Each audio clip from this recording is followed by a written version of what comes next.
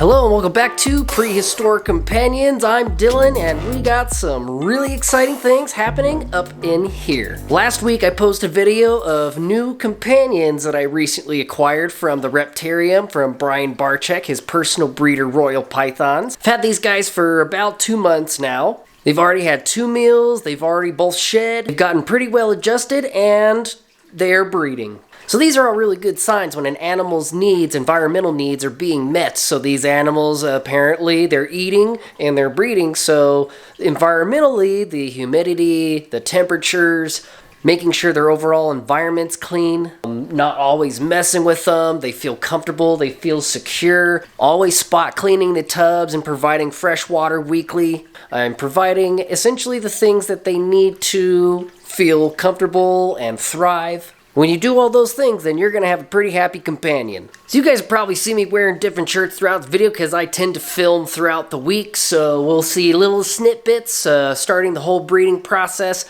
kind of what the pairings are looking like and how I'm alternating one of my males. Because you can use one male to service several females if you're breeding royal pythons. You don't necessarily have to have a male for every single female. So I've got Kakarot, my banana, chocolate, cinnamon, breeding with at least 2 females now. So we're going to see what's been happening over the course of a week, and with all that being said, let's dive right in. So these two have been paired up for 2 days now, and we do have a confirmed lock. They're hard to see in the shadows, but they are definitely all twisted up here. So we have Kakarot and Hula. So together, hopefully, Kakarot, he's a banana, cinnamon, chocolate, and Hula's just a bamboo. So hopefully together, get that bamboo kind of pattern in with this banana, chocolate, cinnamon, and create banana, bamboo, chocolate, cinnamons. So once these guys are done doing their thing, I'll separate them. I will give Kakarot like 3 or 4 days off, give him a meal, and then we'll pair him with Cleo.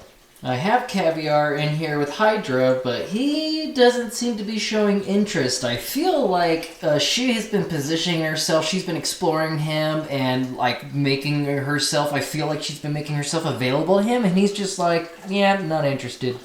But I put a piece of another male's shed in there, so maybe that will kickstart some of his interest. We'll see. I'll separate these two whenever I separate Hula and Kakarot. So we'll give these guys another day, and we'll separate them, give them all a meal, give them a break, and we'll try again. So with this combination, we'll get some lessers, some black pastels, some black pastel lessers, just like Mom. So at least those 3 visuals may be a normal, and they'll all be 100% het for albino and pie. So they won't look like Dad, but they'll have a copy of those genes, and possibly in the future we can create visuals with these combinations. Some visual albino pied lessers, albino pied black pastels. We'll go ahead and close these guys up, let them have their privacy.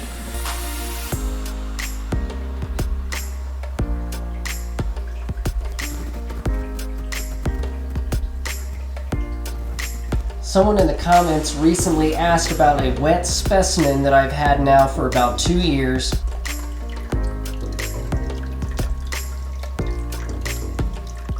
This, unfortunately, was one of the baby ball pythons from my first clutch breeding ever. This wasn't fully formed, and after all the babies had come out, the next morning I checked, and I pulled all the live ones out to check them out, and all of them were healthy, unfortunately, except this one. So it was laying there, it was dead.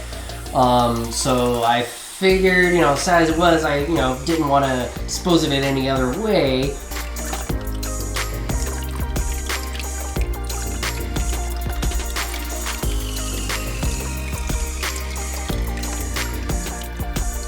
So I kind of positioned it, I looked up how to make a wet specimen, and so far doing good. I do think I need to replace the isopropyl alcohol in here because it is a little cloudy and there is some flaky stuff in here, but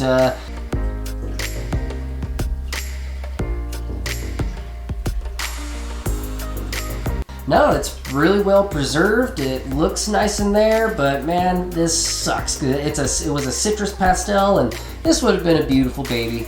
Gotta show you guys what I just got in the mail today. That's right, we're sporting some new US Ark merch. This is one of their new designs, the BOA US Ark shirt. US Ark, United States Association of Reptile Keepers. Fight for your rights. Support.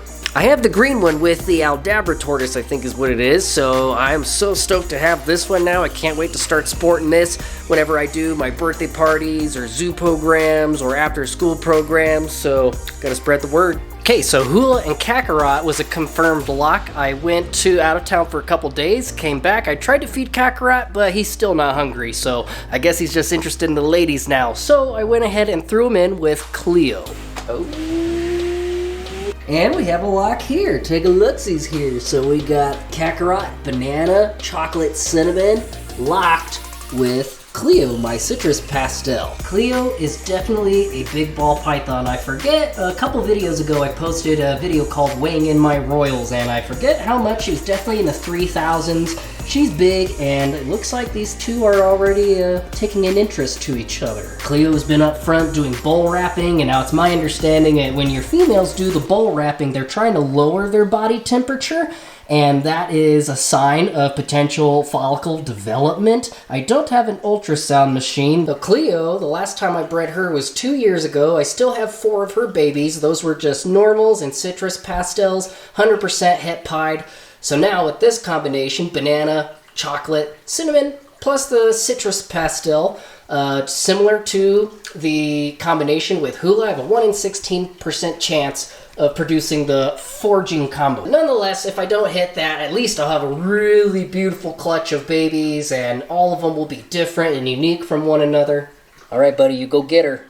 So like I said, I was out of town for a couple days in Albuquerque. My dad had an art show up in Albuquerque, New Mexico, so holiday seasons are coming up, you guys, and if you're looking for something really unique, something definitely different, head down to the description of this video below and click on Whimsical-Werks. That's my dad's company. He makes functional, kind of steampunk aesthetic functional lamps. So like some of the key elements of his pieces that he tries to represent, like human emotions, and his light switches are hidden within the piece. They're definitely one of a kind. Go check them out, Whimsical-Werks, and we'll even share some of his content right here, right now.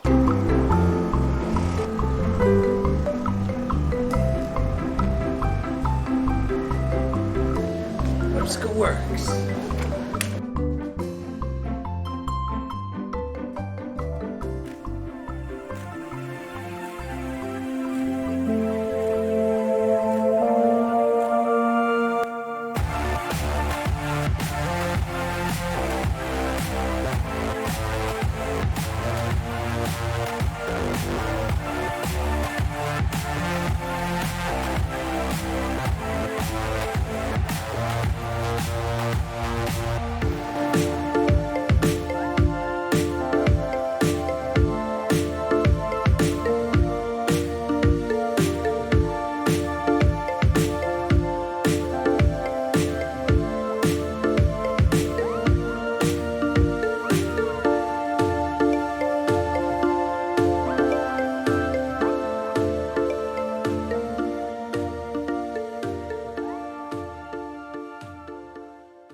So that again is Whimsical-Werks. Click on the link below and get your special someone something out of this world cool this holiday season. Okay, so Caviar wasn't quite taking with Hydra, so I paired Danger Noodle. So essentially I'll get the same kind of babies, lessers, black pastels, lesser black pastels, and they'll be 100% het pied. The only difference is they won't be het albino. So still get some pretty cool babies out of this clutch. Potential clutch. But hey, that's a great first sign. We got a lock here. So far, this is going to be 3 potential clutches. Super exciting. Things are happening here. So Hydra and Kakarot are the 2 new companions. If you guys checked out my last video, I indicated that I got 2 new royal pythons from the Reptarium in Utica, Michigan. These were Brian Barczyk's personal breeder royal pythons, and they were breed ready. They've been with me for almost 2 months now, I believe. They've had several meals, and they've gotten conditioned, and hey, you know, they're obviously feeling pretty comfortable with their new situation. If they weren't, they wouldn't be breeding. So I think they're happy. So super duper exciting stuff. I'll keep you guys posted with the whole breeding. I've got to pair these guys at least, maybe 3-4 times more, or at least until the female stops accepting the male. Then that's when we know that the female, she's going to start getting real big. She's going to develop those eggs. Then hopefully sometime in like late February, she'll lay those eggs. Then 55-day incubation period, and then folks, we'll have lots of cool babies. So stay tuned. Do me a huge favor. Hit that like button. Let the YouTube algorithm know that people enjoy my content. Help me and everybody here at Prehistoric Companions grow our reptile community. Stay safe. And with all that being said, we all hope to see you guys in the next video.